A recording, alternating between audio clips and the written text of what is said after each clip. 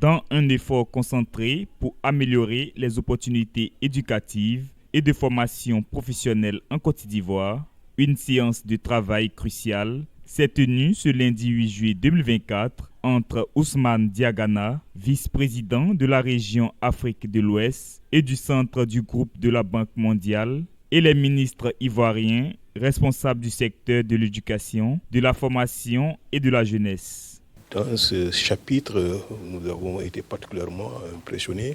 par les réformes ambitieuses mais ô combien pertinentes que le ministère de l'enseignement technique et de la formation professionnelle est en train de mettre en œuvre. Donc les niches d'emploi existent, mais pour pouvoir y accéder, il faut des formations pertinentes, des formations générales, universitaires, mais surtout des formations techniques et professionnelles. La Banque mondiale ayant été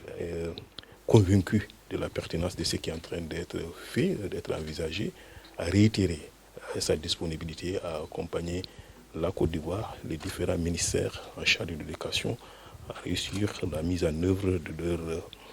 vision et de leurs stratégies respectives. Réunis au cabinet du ministre Nguissan Kofi, les ministres ivoiriens ont partagé la vision du pays sur le plan éducatif, les chantiers en construction ainsi que les résultats qui ont été obtenus à date. Le sous-secteur enseignement technique, formation professionnelle et apprentissage doit se reformer, se positionner comme un régulateur des flux et permettre à pratiquement tous les jeunes de pouvoir accéder à une formation au métier et faire en sorte aussi qu'il y ait l'employabilité, parce que dans cette réforme, on associe très stratégiquement le secteur privé,